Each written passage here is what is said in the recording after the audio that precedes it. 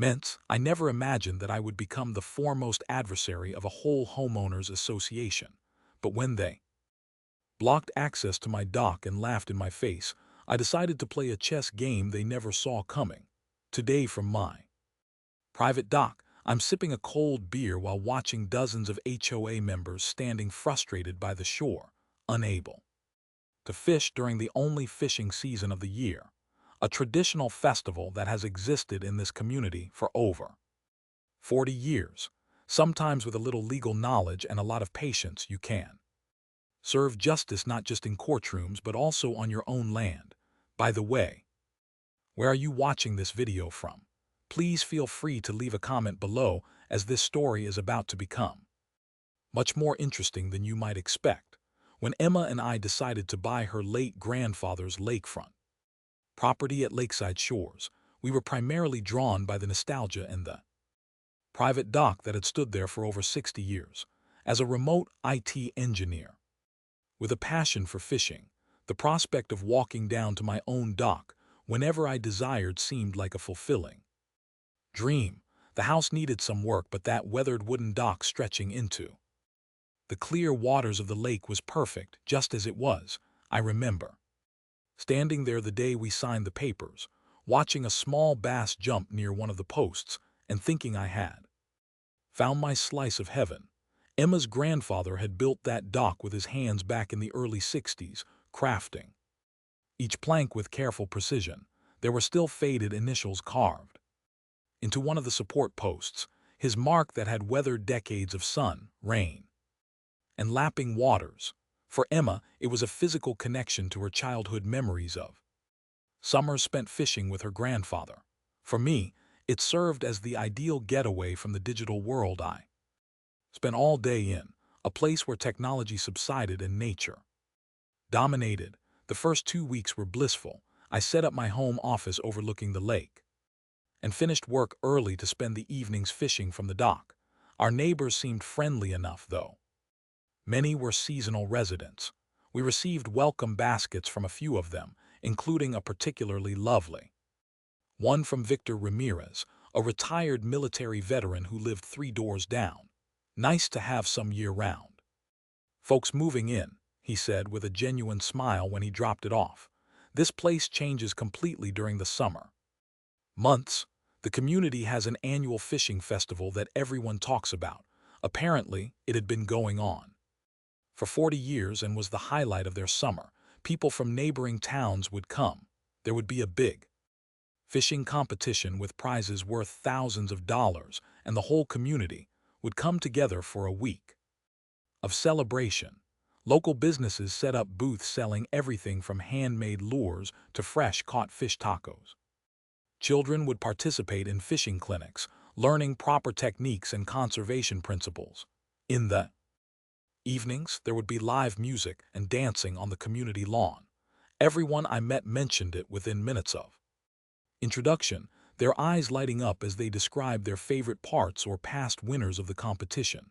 I was excited to experience my first one, already imagining myself participating in the base division of the tournament. Then came the letter, an official notice from the Lakeside Shores Homeowners Association, informing me that my dock was in violation of HOA regulations and needed to be removed within 30 days. I was stunned. The dock had been there since 1962, long before the HOA was even established in 19. I dialed the number on the letterhead and reached Eleanor Blackwood, the president of the HOA. I understand your concern, Mr. Turner, she said in a tone that suggested she understood nothing of the sort, but our regulations clearly state that all lakefront structures must conform to current architectural guidelines. Your grandfather-in-law's dock was technically non-compliant, but grandfathered in as a pre-existing structure. However, due to the property's recent ownership change, we must update it to meet current regulations. I explained that the dock was structurally sound and predated their organization. Surely there must be some protection for pre-existing structures, I argued. Her response was a dry chuckle. This isn't constitutional law, Mr. Turner. This is Lakeside Shores. Our covenants are obvious and I recommend you read them carefully. The 30-day clock is rapidly approaching its end. The condescension in her voice was unmistakable, the tone of someone who had become accustomed to wielding power without challenge. I tried another approach, explaining the sentimental value of the dock to my wife's family, how her grandfather had built it decades ago. While I appreciate family sentiments, Eleanor replied with artificial sweetness, the HOA exists to maintain property values and community standards, perso. Now attachments to non-compliant structures are unfortunate but ultimately irrelevant. Perhaps you could take some photographs before removing them for memories. I felt my blood pressure rising but kept my voice steady. I'll be reviewing the HOA bylaws and relevant state laws before taking any action, I replied. Her sigh was theatrical. As you wish, Mr. Turner, but I should warn you, fighting the HOA rarely ends well for homeowners. That evening, while brooding over what to do next, I happened to be carrying some trash to the bins at the end of our driveway when I overheard voices from the street. Eleanor was walking with a man I would later know as Marcus Reed, a fellow HOA board member. They had stopped just past my property line and were speaking in hushed but audible tones. I'm not concerned about heritage or whatever, Eleanor complained, gesturing toward my property. That dock blocks the view from my living room windows. Additionally, we need the space for the new fishing pier for this year's festival. Marcus nodded in agreement and they continued down the road, unaware I had heard everything. And that's when I understood. This wasn't about regulations, this was territorial warfare, and unfortunately, for Eleanor, I was excellent at strategy. The next morning I dove into research.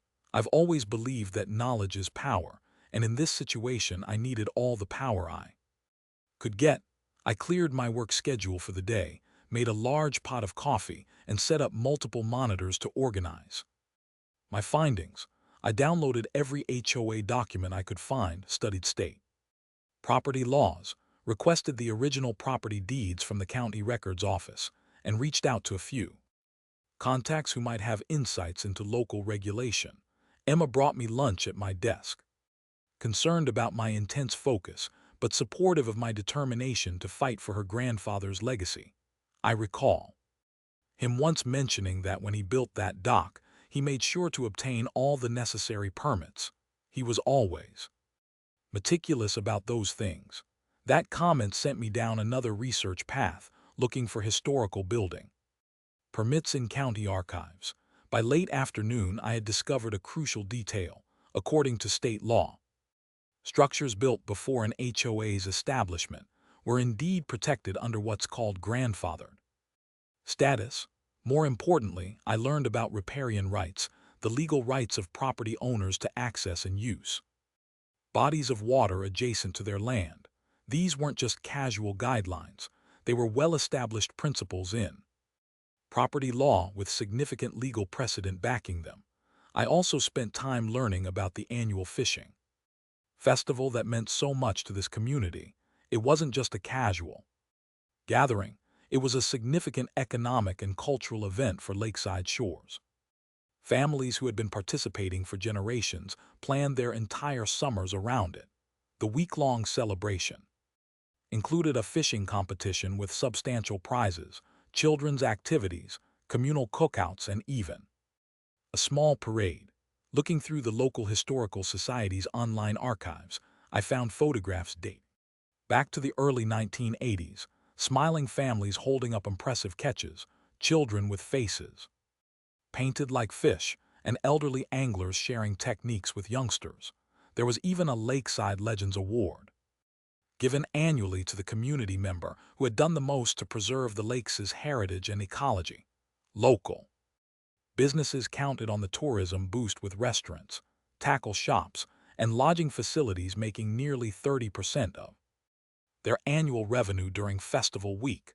For many year-round residents, it was the primary way they connected with their neighbors and maintained the sense of community through the quieter winter months. The festival had weathered economic downturns, changing demographics, and even a major flood in 1997. The festival served as the vital core of lakeside shores, embodying a tradition that extended beyond the ordinary neighborhood gathering. During my research, I found an ally, Walter Graham, a 72-year-old retired attorney who lived a few doors down. When I explained my situation, he invited me over for coffee. Alina painted Walter's house a striking navy blue, making it stand out among the neighborhood's typical beige and gray homes. Alina tried to make me repaint this house 5 years ago. He chuckled, pouring me a strong cup of coffee laced with what I suspected was a splash of whiskey, and he said it violated the neighborhood aesthetic guidelines. I showed her the original HOA documents that had no color restrictions when I bought the place. She wasn't happy, but she couldn't do a thing about it. Walter confirmed my findings about grandfathered structures and riparian rights. He also helped me locate the original property documents proving the dock had been built in 1962. Armed with this information, I drafted a formal response to the HOA, refusing to remove the dock and attaching the legal evidence supporting my position. I had barely hit send on the email when my phone rang. It was a neighbor I had met briefly, Sophia Lynn. "Charles," I heard about your dispute, she said. "I just wanted to warn you, she doesn't take challenges. Well, when my family installed solar panels last year, she made our lives miserable for months, even though they were completely legal. Just be prepared, okay?" 3 days later, I received another letter from the HOA, this one notifying me of an emergency board meeting to discuss my ongoing violations. The tone was clear. Alina was rallying her forces. I asked Walter if he would accompany me to the meeting, and he agreed with a gleam in his eye that suggested he relished the opportunity. As we prepared to leave for the meeting, Walter patted my shoulder, a mischievous smile appearing on his weathered face. "You know, Eleanor tried to make me repaint my house 5 years ago. She didn't like the navy blue, and now my house is even bluer. Sometimes, Charles, the HOA battle isn't about winning the first fight. It's about winning the last one." I had no idea this was just the prelude to what was coming, but I had decided not to merely defend. I needed to attack. The community center, a single-story building filled with photos from past fishing festivals, hosted the emergency HOA meeting. Emma and I arrived with Walter, finding the room already packed with about 30 residents. Alina sat at the center of a long table at the front, flanked by 5 board members, including Marcus Reed. She didn't bother to hide her displeasure when she saw Walter beside me. "This emergency meeting of the Lakeside Shores HOA is now in session," Alina announced, banging a small gavel. "Our first and only agenda item concerns the Turner property and its non-compliant dock structure. Mr. Turner has refused to comply with our reasonable request to remove the structure, citing what he believes are grandfathered rights." I noticed how she emphasized beliefs as if my legal rights were merely an opinion. When it was my turn to speak, I presented the documents Walter had helped me find, explaining clearly that the dock predated the HOA by nearly 30 years and was protected under state law. Several residents nodded in agreement, but Alina remained unmoved. "While Mr. Turner's historical research is interesting," she said with a dismissive wave, "the fact remains that the HOA has full control over common areas, including the walkway access to all docks. The board has determined that the walkway to Mr. Turner's dock crosses HOA property and presents a safety issue." This was a new angle I hadn't anticipated. She wasn't attacking the dock itself anymore. Instead, she was targeting my access to it. Marcus then presented a property map showing that while my dock extended from my land, the most convenient walkway to it crossed about 6 ft of common ground. Alina called for a vote on installing a safety fence that would effectively block my access to my dock, with the exception of one elderly board member named Victor Ramirez, who abstained. The vote passed unanimously. The HOA will install appropriate safety barriers within a week, a leaner announced with a satisfied smile. Mr. Turner can keep his dock, he just won't be able to use it. As the meeting wrapped up, I approached Brian Mitchell, the property manager tasked with installing the fence. I've never seen them go this far before, he admitted quietly. Usually, Eleanor just issues fines until people give up. This approach is unusual for her. That evening, I drafted a formal complaint to the county land management office, alleging abuse of power by the HOA in violation of my riparian rights of access. I detailed how the HOA was using safety concerns as a pretext to block lawful access to my water rights. I also learned that a leaner had been pushing for a new community fishing pier for years, one that would be built near her property, but designed not to block her lake view. 3 days later, I stood watching as Brian and his crew erected a metal fence blocking the path to my dock. Eleanor stood nearby, the triumph evident on her face. I told you that you couldn't win, she whispered as she walked past me. She thought she had won. What Eleanor didn't know was that I had just received an email from the county land management office containing information that would likely wipe that smile off her face rapidly. The email from the county land management office confirmed they had received my complaint and were reviewing it. Logan Parker, a land management specialist, requested a meeting to discuss the situation further.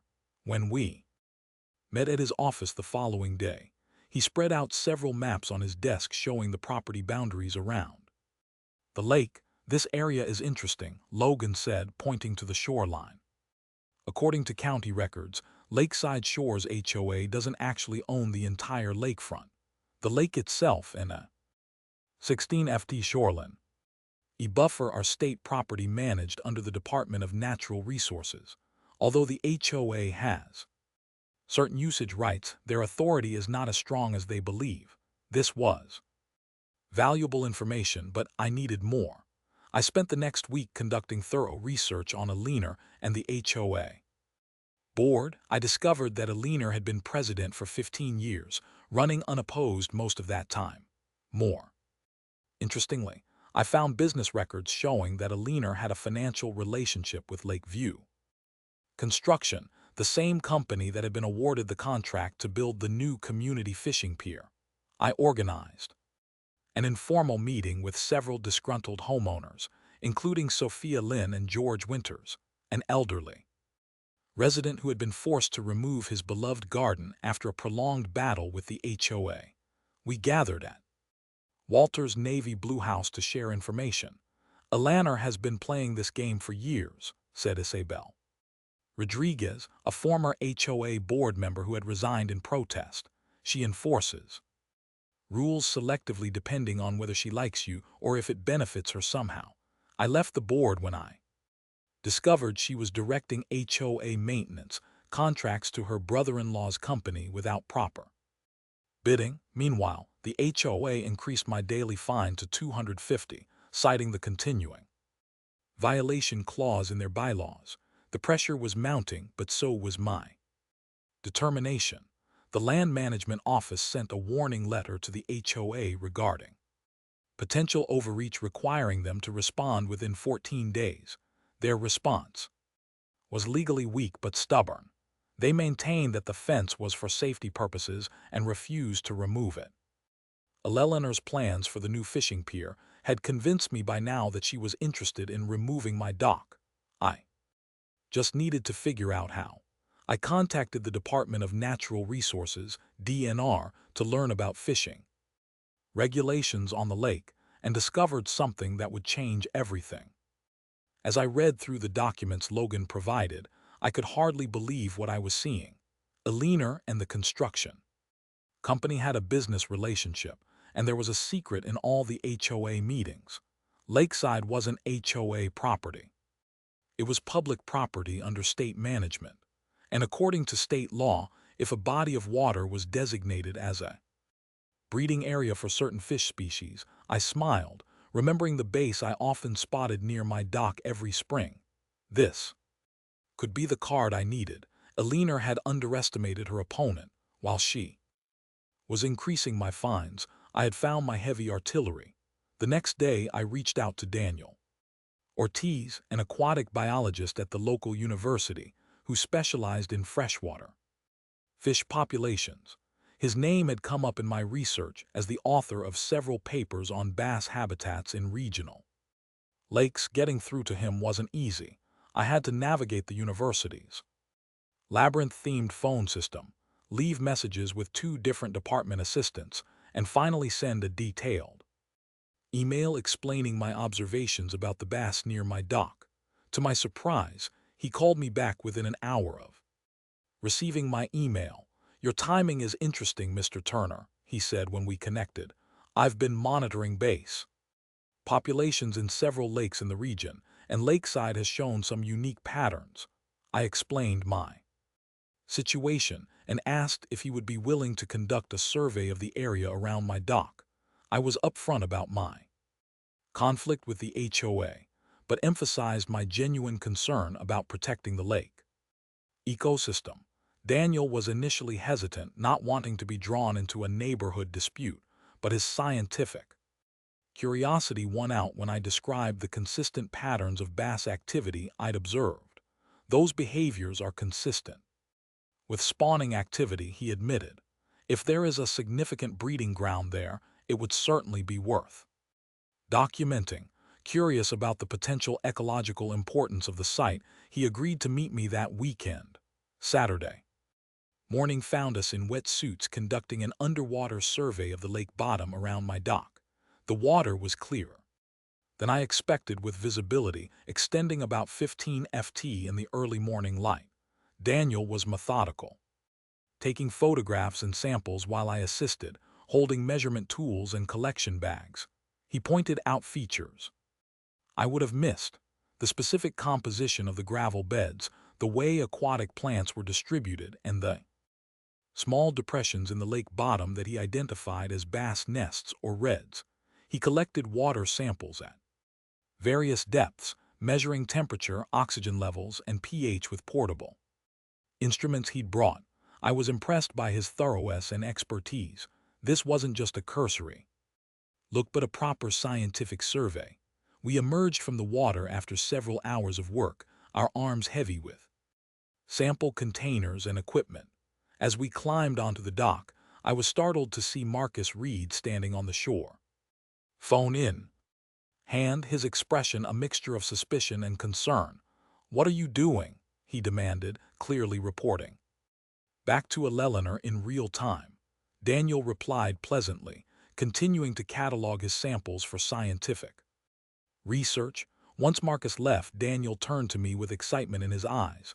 "Charles, your dock is situated over what appears to be a significant spawning ground for spotted bass. See these gravel beds. The water temperature and oxygen levels here are ideal for bass reproduction. The location is almost certainly a critical breeding habitat." The site was exactly what I had hoped to find. Daniel explained that under state environmental regulations, construction or disruption of designated fish spawning grounds was strictly controlled. Any development near such areas required special permits and environmental impact assessments. I asked if the proposed fishing pier location would impact the spawning grounds, and Daniel confirmed it almost certainly would. Armed with this information, I contacted Rachel Morgan, an inspector with the Department of Natural Resources. I shared Daniel's preliminary findings and expressed concern about the planned pier construction. Rachel was immediately interested and arranged to conduct an official survey. "If the site is confirmed as a spotted bass spawning ground, it would automatically trigger protection measures," she explained, that could affect any construction plans in the vicinity. I also met with Henry Wilson, a 75-year-old who had been fishing the lake for over 50 years. He confirmed that the area near my dock had always been known as a popular bass fishing spot, and shared his concerns about how the new pier might affect the fish population. "Those bass are what make our annual fishing festival special," Henry explained. "If we damage their breeding grounds, the whole ecosystem could suffer. The fishing wouldn't be the same." The HOA responded to the initial warning letter from the Land Management Office with a legally weak but stubborn justification. They maintained the fence was for safety purposes and refused to remove it. Meanwhile, they increased my daily fine to $250, citing the continuing violation clause in their bylaws. I filed a formal complaint with the DNR, requesting an environmental assessment of the proposed fishing pier and protection for the spawning area. I was taking a risk. If the assessment didn't confirm the spawning grounds, I'd lose credibility. But I was confident in Daniel's expertise. When Daniel and I surfaced from the water after our final survey, I saw Marcus standing on the shore, phone in hand. Our eyes met, and I knew I'd been discovered. "You know, Alina won't let this go," Daniel said as we climbed ashore. I nodded but wasn't worried. "That's precisely what I'm counting on," I replied. "Alana is on the verge of encountering a situation beyond her control. Mother Nature's laws and the fury of an entire community erupt when they realize who's truly threatening their traditional fishing festival." Within a week, the Department of Natural Resources temporarily suspended the permit for the new fishing pier pending their investigation. The official notice came by certified mail to both the HOA and me personally, a formal document with the state seal that detailed the reasons for the suspension and outlined the investigative process that would follow. It cited potential violations of the State Environmental Protection Act, specifically sections related to aquatic habitats and endangered species protection. The suspension notice was posted at the proposed construction site, a stark white sign with bold black lettering that was impossible to miss. From the community walking path, various versions of the story circulated, some wildly inaccurate as the news quickly spread throughout the community. Alina wasted no time calling another emergency HOA meeting, this one even more heated than the last. The community center was so packed that some residents had to stand along the walls in the air conditioning struggled to keep up with the number of bodies in the room. The tension was palpable even before the meeting officially began, with neighbors who had been friendly for years now sitting on opposite sides of the room, exchanging wary glances. "Mr. Turner has taken it upon himself to sabotage a community project that would benefit everyone," she announced to the packed room. "His selfish actions may cost us our annual fishing festival, all because he refuses to comply with reasonable HOA regulations." The accusation was clever. She was attempting to turn the community against me by connecting my actions to the potential loss of their beloved festival. Many residents looked at me with open hostility, unaware that the real threat to the fish population came from Alina's poorly planned pier project. The HOA board under Alina's direction voted to increase my daily fine to $500, citing Article 12.3 of their bylaws regarding actions causing serious harm to community interests. The vote wasn't unanimous this time.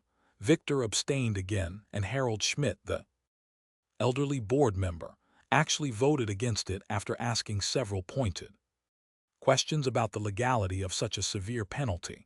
Alina quickly overruled his concerns, citing emergency powers granted to the board president in the bylaws. They also voted to suspend my access to community amenities, including the clubhouse and pool, and even went so far as to deactivate our key fobs to the gated parking areas and tennis courts. Deborah Collins, the HOA secretary, looked uncomfortable as she recorded these decisions in the official minutes, her pen hesitating several times as Alina dictated the wording. Through it all, Alina maintained a veneer of procedural correctness, but the vindictive intent was obvious to everyone present. Alina was utilizing all available tools to exert pressure on me, with the expectation that the financial strain and social isolation would compel me to concede.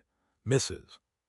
Blackwood," I said, standing up after the vote, "have you informed the community about your business relationship with Lakeview Construction, or about the fact that the environmental impact assessment for the new pier was never completed?" A hush fell over the room, Eleanor's face flushed with anger. That seems irrelevant and could be considered slanderous, Mr. Turner. This meeting is adjourned. She banged her gavel and quickly left the room, but I could see that I had instilled doubt in the minds of several residents. I decided to take my case directly to the community. I posted on the local community forum, sharing information about the bass spawning grounds and the potential environmental impact of the proposed pier. I framed my concern as the lake's future fishing sustainability, not my HOA fight. As tensions rose, I received notice that the DNR would conduct a comprehensive environmental assessment of the lake area. Eleanor's lawyer sent me a threatening letter claiming I was unlawfully interfering with HOA projects and could face legal action. When I read the threat letter from Eleanor's lawyer, Emma asked worriedly if we should back down. I set the letter aside and opened my laptop, showing her an email I had just received. "It's from the DNR," I said. "They're not just suspending the pier project. They're expanding their investigation to include all HOA activities related to the lake over the past 5 years." Emma looked at me eyes wide. "But what does this mean?" "That's right," I nodded. "Eleanor has dug her grave and I haven't even played my strongest card yet, telling the community about the real threat to their beloved fishing festival." Henry organized a meeting with fishing enthusiasts in the community to discuss the environmental impacts, and attendance was much larger than I expected. People were genuinely concerned about preserving the base population, which was the highlight of their annual festival. Public opinion was starting to shift. 2 weeks later, the DNR released their preliminary findings, confirming what Daniel had discovered. The area around my dock was indeed a critical spawning ground for spotted bass. Based on this determination, the DNR issued a special protection order for the upcoming spawning season, which coincided with the annual fishing festival. The protection order prohibited all fishing and construction activities within 500 ft of the spawning area, which included virtually the entire lakefront owned by the HOA, except for the area around my dock, which was designated as a minimal impact zone due to its long-standing presence. The community was in shock. They might have to cancel the fishing festival, a 40-year tradition and the highlight of the summer. Eleanor quickly organized a community meeting, attempting to place the blame squarely on my shoulders. If Mr. Turner hadn't interfered, we would be celebrating our festival as planned, she told the crowd. His vindictive actions against the HOA have affected all of you, but this time her words didn't have the intended effect. Director William Foster from the DNR was present and clarified the situation. "The protection order isn't the result of anyone's complaint," he explained. "It's based on our scientific assessment of a critical wildlife habitat. If anything, we should thank Mr. Turner for bringing the situation to our attention. Without proper protection, the base population could have been seriously damaged by construction and increased fishing pressure, potentially harming the lake ecosystem for years to come." Henry and other longtime fishing enthusiasts stood up to support this view, explaining the importance of protecting the spawning grounds for the long-term health of the fish population. "If we damage the breeding grounds now, there won't be any bass left for future festivals," Henry pointed out. The community was divided. Some residents still blamed me, while others began to question Eleanor's leadership and the rushed pier project that had never undergone proper environmental review. The revelation about Eleanor's business connection to the construction company raised even more eyebrows. Seeing an opportunity to resolve the conflict, I offered a solution. I would allow community members to use my dock for access to the parts of the lake still open for fishing during the festival, if the HOA would remove the fence blocking my access and acknowledge my legal rights to the dock. Eleanor promptly declined my proposal, referring to it as blackmail. However, her denial further polarized the community as it appeared to dismiss a reasonable compromise. At a particularly tense community meeting, Victor Ramirez finally stood up. "Enough, Alina," he said, his voice echoing through the room. "We're losing our fishing festival, the pride of our community for 40 years. Just because you can't admit you were mistaken." Alina flushed with anger, but before she could respond, Harold Schmidt, the oldest member of the HOA board, took the microphone. "I propose a vote of no confidence in our current HOA president," he announced. Whispers began to ripple through the room, and that's when I realized the game had entirely changed. The vote of no confidence caught Alina completely off guard. She had grown so accustomed to unchallenged authority that she hadn't noticed how many residents had become disillusioned with her leadership. Eleanor attempted to declare the vote invalid during the meeting, which descended into chaos as more residents demanded their voices. Meanwhile, Cynthia Davis, a reporter from the local newspaper who had been tipped off about the controversy, published an article revealing Alina's business relationship with the construction company and questioning the transparency of the HOA under her leadership. The article included quotes from former board members and contractors who described a pattern of favoritism and selective enforcement of rules. The DNR expanded their investigation and discovered other environmental violations that had occurred under Alina's leadership, including unauthorized shoreline modifications and improper chemical treatments of lakeweeds near her property. Under mounting pressure, the HOA board scheduled a formal vote on Alina's leadership. Diana Foster, a new resident and environmental attorney, stepped forward as a candidate for the position, promising transparency and a more collaborative approach to community governance. The vote was decisive. Diana won the election to replace Alina as HOA president. One of Diana's first actions was to approach me with a peace offering. The HOA would remove the fence blocking access to my dock, acknowledge my legal rights to maintain it, and issue a public apology for the harassment I had faced. In return, I agreed to open my dock for community use during the fishing festival, which could proceed in a limited capacity using the areas not protected by the DNR order. I also offered to help develop a more environmentally sound plan for a community fishing pier that wouldn't impact the spawning grounds. The DNR approved a new plan. The plan called for the construction of the community fishing pier in a new location that would not interfere with the spawning area. The pier would be smaller than originally planned, but would include educational signage about lake ecology and responsible fishing practices. As Diana and I shook hands in front of the community, I caught a glimpse of Eleanor standing in the corner of the room, her eyes filled with hatred. "This isn't over," I could read from her lips. And true to my prediction, the very next morning, all HOA board members received a letter from Alina's legal team. She was making her final move. Eleanor hired an impressive team of lawyers from Anderson, Reynolds, and Hall, a prestigious firm from the nearest city known for representing corporate clients in high-stakes disputes. They filed a 27-page lawsuit against both the HOA and me personally, alleging illegal collusion, sabotage of a public project, tortious interference with business relationships, and a host of other legal-sounding complaints.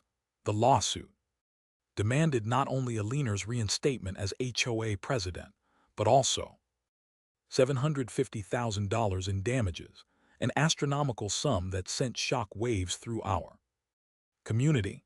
The legal documents were delivered by a stern-faced process server who seemed to take particular pleasure in handing them to Emma and me during our Saturday morning breakfast. She rallied a small group of supporters, mostly people who had economic interests in the original Pure project or longtime allies who benefited from her favoritism. They began holding regular strategy meetings at Alina's lakefront home, their cars parked ostentatiously in her circular driveway for everyone to see.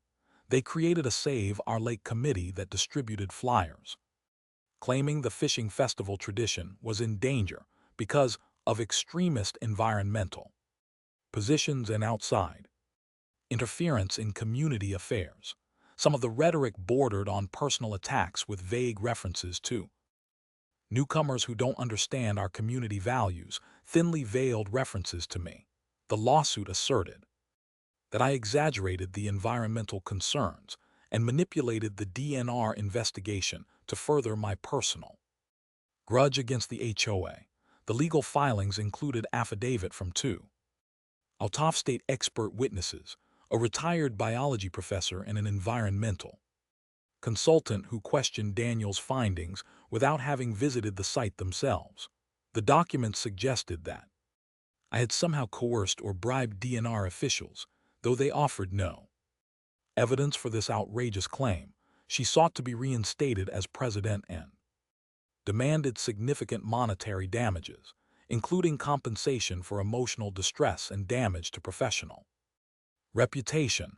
The lawsuit created immediate practical problems. Initially, our homeowner's insurance refused to cover legal defense costs, citing the exclusion of HOA disputes from our policy.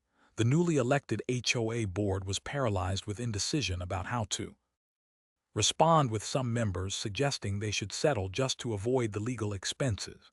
It was a moment of crisis that threatened to undo everything we had accomplished. Alter came out of retirement to help the new HOA board and me deal with the lawsuit.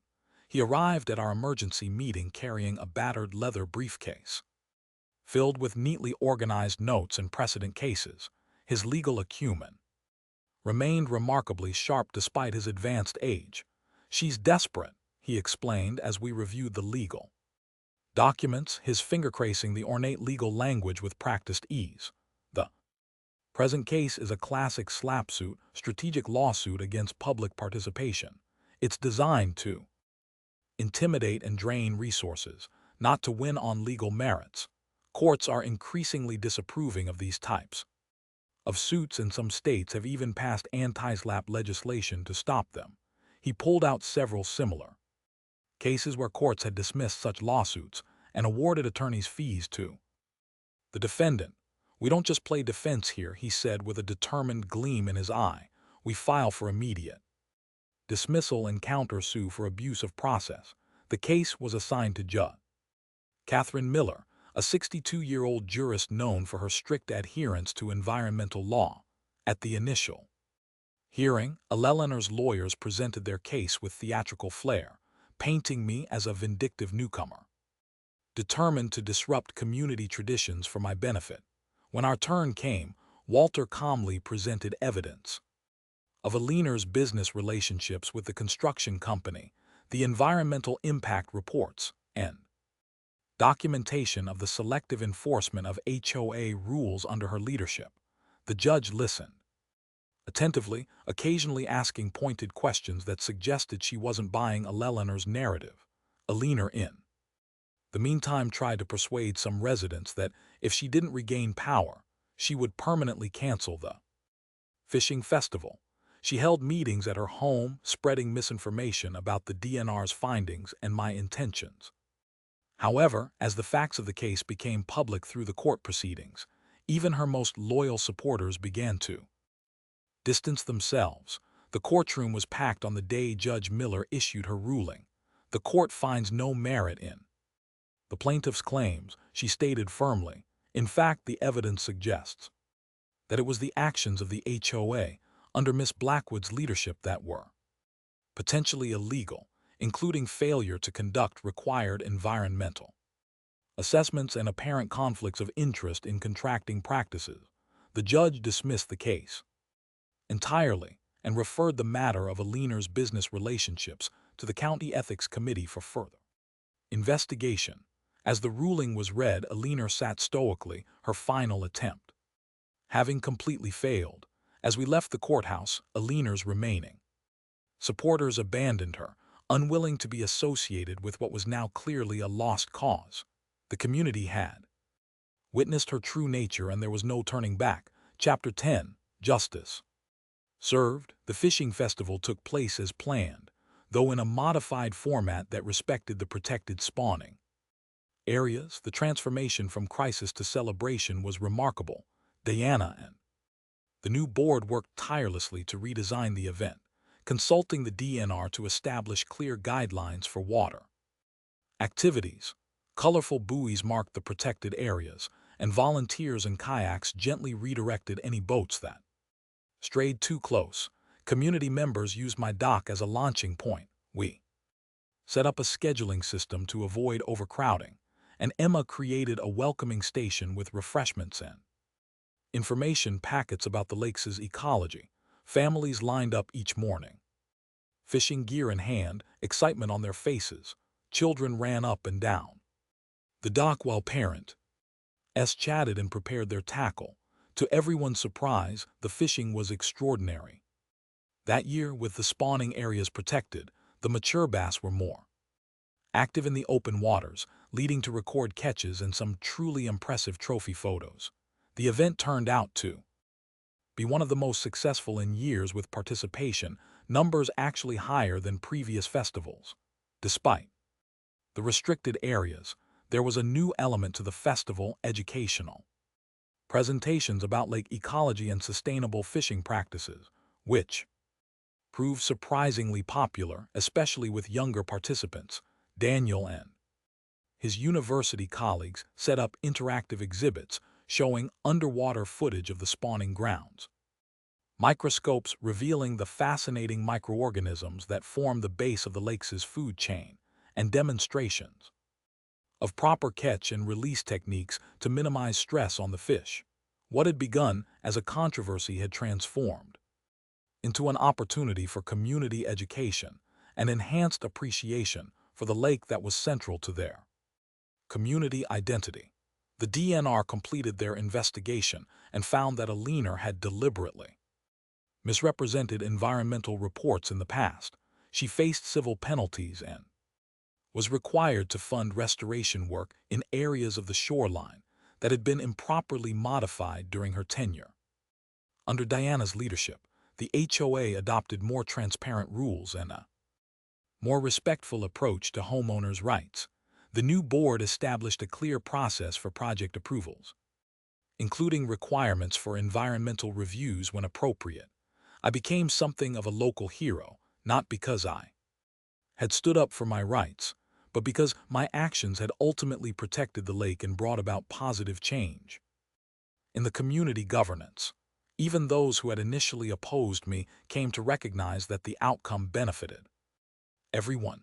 1 year later, the base spawning grounds were thriving, and the interaction between the community and their environment had become more harmonious. The new fishing pier was built in an environmentally appropriate location and included educational displays about the lake ecosystem. I hosted a barbecue at my dock with most community members attending. The fence that had blocked my access was long gone, replaced by a tasteful walkway that the new HOA had installed as a gesture of goodwill. Word spread that a leaner had sold her house and moved to another state. As I sat on my dock, watching neighbors and friends enjoying the party, I couldn't help but feel a bit grateful to a leaner. It wasn't because a leaner had attempted to take away my dock, but rather because that confrontation had ultimately led to a better community. Victor raised his glass to me from afar, and Walter smiled proudly. Sometimes fighting for what's right isn't just about keeping what belongs to you. It's about helping others recognize the value of standing together against injustice. And if you're watching this video and facing a bullying HOA or any other unfair power, remember, sometimes all it takes to change a system is one person willing to say no. Drop a comment below if you'd like me to share details about your legal rights when facing an overreaching HOA. And don't forget to like, share, and subscribe for more stories about how I deal with bullies every day in my life. Thanks for watching.